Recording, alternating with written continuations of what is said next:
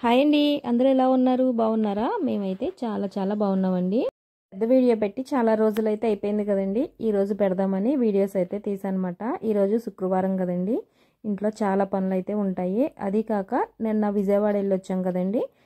వచ్చేసరికి లేట్ అయిపోయిందండి. అందుకే పనులన్నీ అలాగే ఉండిపోయినాయన్నమాట. మామూలుగా అయితే గురువారం రోజే పనులన్నీ పూర్తి చేసుకుని శుక్రవారం పొద్దుటే పూజ అయితే చేసుకుంటానండి. ఇంకా ఈరోజు అలా కుదరలేదు. పనులన్నీ పొద్దున్నే స్టార్ట్ చేయాల్సి వచ్చింది. పొద్దుటే లెగవడం రమ్యకి జడ వేయడంతోనే స్టార్ట్ అయ్యిద్దండి. పొద్దుటే రమ్య అయితే నన్ను లేపదండి. రమ్య లెగిసి టీ పెట్టుకునిద్దండి. అలాగే ఇంకా మిగతా పనులు ఏమైనా ఉంటే చేసుకుంటుంది. స్నానం చేసి జడేసే ముందు మాత్రమే నన్ను అయితే లేపుద్దండి. రమ్య నాకు థైరాయిడ్ టాబ్లెట్ ఇచ్చేసి ఇంకా టీ అయితే ఇస్తుందండి. టీ తాగేసి రమ్యకి జడేసి అయితే రమ్యని స్కూల్కి పంపిస్తాను. ఇవాళ అయితే వంట కూడా చేయాల్సి వచ్చిందండి. ఇంకా రాత్రి చేసిన పప్పు కొంచెం తీసి పెట్టాను రమ్యకి. ఈరోజైతే రైస్ పెట్టేసుకుంది మాట.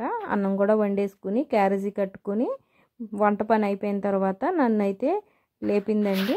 ఇంకా నేను రమ్యకి జడ అయితే వేసి రమ్యనైతే స్కూల్కి పంపించేస్తున్నానండి. ఇంకా రమ్య వెళ్ళిన తర్వాత నేను బయట ఊడ్చి ముగ్గు అయితే వేస్తున్నానండి. ఈ రమ్యని లగవగానే బయట అయితే ఊడ్చి జల్లేస్తుందండి. కొంచెం చలిగా ఉండడం వల్ల రమ్యకి జలుబు అయితే చేసింది. అందుకే ఇవాళ అయితే బయటకైతే రాలేదండి. ఇంకా స్కూల్కి వెళ్ళే ముందు మాత్రమే బయటకు వచ్చింది. రమ్యకి జలుబు చెయ్యకూడదు అనుకున్నాను, కానీ జలుబు అయితే బాగా చేసిందండి. నైట్ టైం అయితే ముక్కు అయితే అసలు పని చేయట్లేదు అన్నమాట.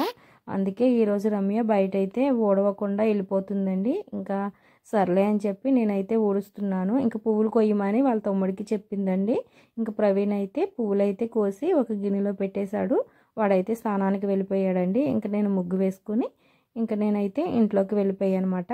కొంచెం బట్టలు గిన్నెలు అయితే ఉన్నాయండి.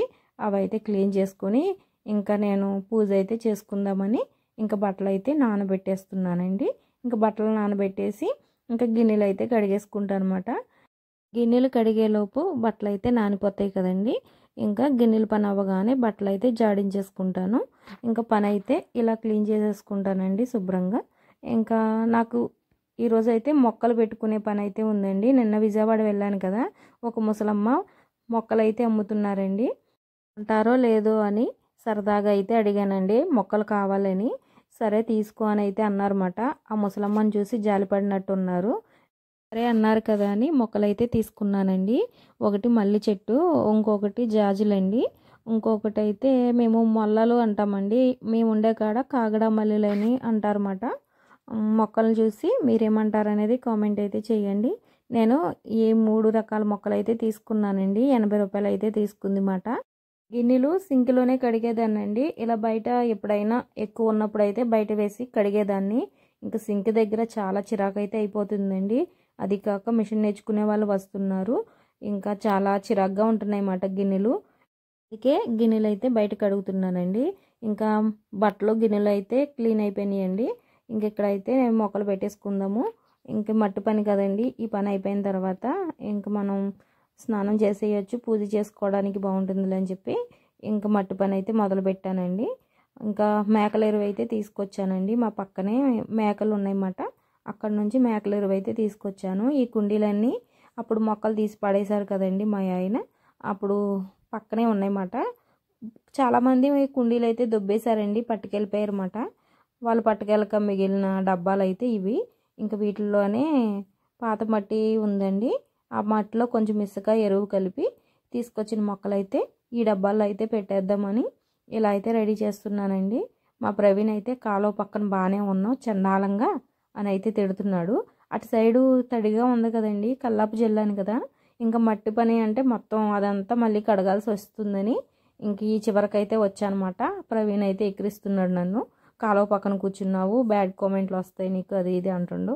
నా పని వీలు చూసుకున్నానండి నేను. కాలువ పక్కనే అంటే ఈజీగా ఊడ్ చేసుకోవచ్చు కదా అని అక్కడ కూర్చుని అయితే మొక్కలు అయితే పెట్టుకుంటున్నాను అనమాట.